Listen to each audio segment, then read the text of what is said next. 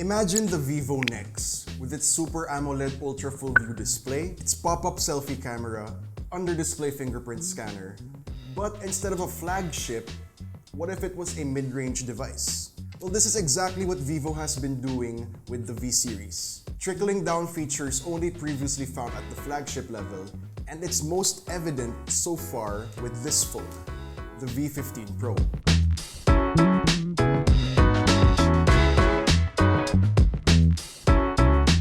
So the design is more of a combination of the NEX and the V series. While the V9 and V11 had notches, the V15 Pro doesn't have one at all, which is made possible of course by that pop-up selfie camera. The result is a device with thin bezels on all sides, a very sleek design. Even the earpiece is inconspicuously positioned on the top bezel. Taking a look at the left side, we see something we don't see very often. A dedicated microSD card slot that doesn't share a tray with the SIM cards. We also get a dedicated smart button that's similar to Samsung's Bixby button, but this one can be natively customized to launch Google Assistant or other functions. On the right are the power and volume buttons. They're made of plastic and definitely feel like it. They're easy to reach, and if you can hear that, they sound really nice, they feel really nice. Up top we have a microphone hole, headphone jack, and the motorized pop-up selfie camera that when you open, hear that? It has its own sound effects that's straight out of Transformers. Down below we have the slot for dual nano SIM cards, microphone, loudspeaker, and micro USB port. Come on, VIVO, really? You already brought the pop-up camera, the Super AMOLED display, and the under-display fingerprint scanner. I mean, at this point, why can't we just have Type-C in a mid-range phone? Especially at this price. It just doesn't make sense to me anymore. And another thing that doesn't make sense is that when you flip over to the back, the camera module is really bulky. I mean, if the purpose of moving the selfie camera and the fingerprint scanner inside the phone is so that the entire device's profile is more sleek, then why can't the same thing be done with the rear camera? It just adds this unnecessary bulk. It's thick and looks weird, but I can sort of see where this is coming from. Evidently, VIVO really wants to put the rear camera in the upper left portion of the back. And incidentally, this is also where the pop-up selfie camera is situated. I'm just saying this could have been implemented better for an even better looking phone. Maybe putting the rear cameras in the middle of the back. It's just a missed opportunity. Anyway, in the hands, it's hefty at 185 grams, especially in the top part for obvious reasons. It's also a bit thick with 2 C's at 8.2 millimeters, but the tapered sides make it feel a little bit less apparent. Width and height-wise, it's almost the same as last year's V11. Overall, it's a well-built device with an imperfect design, but that's okay. It still, of course, has its other merits. And for what it's worth, when you put it side by side with the V11, it definitely looks a lot more interesting. Now let's talk more about the display.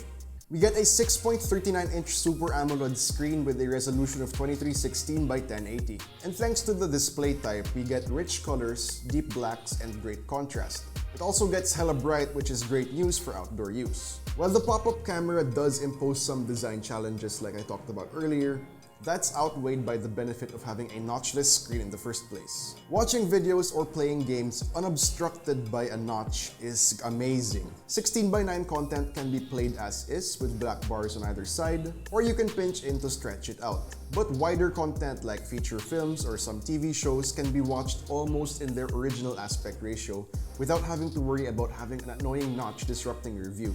When it comes to audio, the V15 Pro has a single down-firing speaker. It's loud, it's clear and crisp, but bass is pretty much non-existent. It's decent enough for things like casually listening to music, hands-free calls, games, and of course, watching your favorite YugaTech videos. What's up guys, Joey here of YugaTech, and don't you wish you could make your entire life dark mode just like this?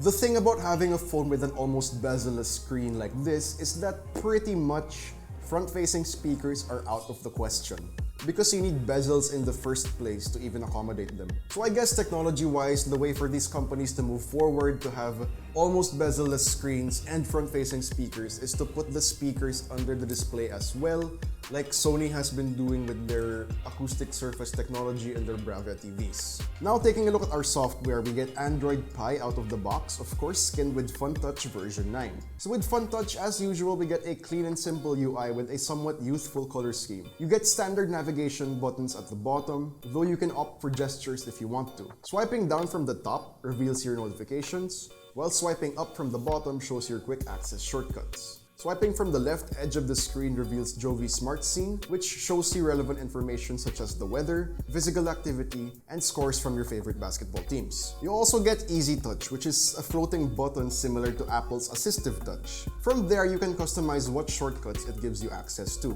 For biometric security, we get Face Unlock and an under-display fingerprint scanner, which by the way is a lot faster than Vivo's previous products. We're not sure if it's because a new sensor component is used or we get faster processing from the Snapdragon 675, but it's actually not bad this time around. I mean, here, I'll demo it for you guys. So, from here, just like that. It's actually pretty fast. Face Unlock itself is fast also, but factoring in the time it takes for the front camera to pop up and then scan your face, it's slightly slower than what you'd want. Powering the V15 Pro is a Snapdragon 675 with an Adreno 612 GPU, 8 gigs of RAM, and 128 gigs of internal storage. So right now, this is one of the only phones running the Snapdragon 675, so expect an episode of Kenneth Game very soon so we can see what this thing has got. Anyway, it's a very solid configuration for a mid-range device that's quite evident in how the thing performs. It's just really smooth, and you can really feel the 8 gigs of RAM when you're doing heavy multitasking. Even with a ton of apps and Chrome tabs open, barely a hiccup. Heavier games like PUBG Mobile and maybe Honkai Impact 3 are no problem, and in our synthetic benchmarks, scores are solid. For battery, we get a capacity of 3,700 mAh, which I'd say is above average. On a regular day of heavy internet use, light gaming, and moderate photography, I only needed to ever plug it in for a charge at the very end of the day. We also get dual-engine fast charging, which is able to fully charge the phone in under 2 hours. Now moving on to the cameras. At the back, we get a 48 megapixel main lens, 8 megapixel ultra-wide lens, and a 5 megapixel depth sensing one. The pop-up selfie camera has a 32 megapixel sensor. And fun fact, you can actually change the sound effect it makes when you open the front camera. So earlier you heard the Transformers sounding one, you know, this one. You also get another one that's called Machine. Yeah, and you also get Rhythm. I think I like the first one the best. It's called Sci-Fi. That's this one. The camera UI has all your bases covered with the usual features you want, like Pro Mode, Panorama, AI Beauty, and Portrait Mode. But it's not perfect. You can't just zoom out to switch to the ultra-wide lens, you need to actually tap the button. And the AI Beauty mode seems a little bit too aggressive for our tastes. Anyway, moving on to the sample photos. In good lighting, wow. They're quite sharp and colors are spot on. Even far away, details are captured. And when using the rear cameras to take photos of people, skin tones are nicely preserved. And I've always personally been an advocate of having an ultra-wide lens, especially because of the flexibility it provides in different shooting situations such as landscapes or large groups of people. The scene detection works very well, which is probably why shots end up looking nicely saturated. Portrait mode has improved a lot compared to Vivo's 2018 V series phones, providing good subject background separation, even for this shot of Arel who has the wildest hair ever. At night, in low light, I'm actually quite impressed. The images shot with the normal automatic mode are a bit noisy, but when we use the dedicated night mode, it takes about 4 seconds for the shutter to actuate, but we get a much better result. It's similar to Huawei and Oppo's night mode actually, and it's quite a good thing that we get it with the V15 Pro. For selfies, I'm impressed as well. Without the AI Beauty mode, which is how I prefer it to be, skin tones are just spot on. Detail is great, and as long as you don't put your face too close, there isn't much distortion. For videos, you can shoot up to 4K for the rear camera and 1080p for the front camera. Quality is decent for both, I guess. It's not gonna win any awards for smartphone video quality, but with good consistent lighting, you're gonna get by. The stabilization is surprisingly good as well. So for cameras, the V15 Pro definitely delivers. Vivo is a company that consistently allows its flagship level features to trickle down to the mid-range devices in a matter of 1, 2, or maybe 3 generations.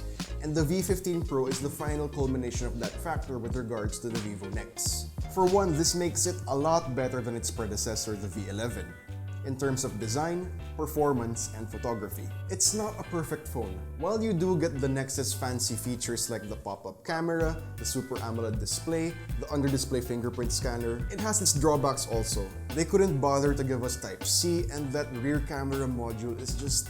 it's not exactly that pretty. And it's also quite expensive as well at 23,999 pesos. And at that price, it's almost too expensive to be considered part of the mid-range sort of price point.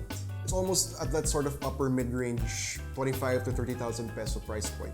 But honestly, I think it's fair given the spec configuration and other features that you get. We shall see though if the folks from the green team can do better with the F11 Pro. But that's a question for our inevitable upcoming comparison review. Stay tuned for that video. But aside from them, there's also going to be some real competition from other brands like Samsung, Xiaomi, Realme, and Huawei. And finally, to conclude, don't get me wrong, the V15 Pro is a nice smartphone. The screen is amazing. Super AMOLED, no notch. The pop-up camera is pretty cool, I guess. Performance is great. You get 8 gigs of RAM at this price point, and the cameras are solid. Given these factors, it's definitely worth considering. Alright guys, that wraps up our full review of the Vivo V15 Pro. What do you guys think about it? Are you gonna consider buying one? Let me know in the comments down below.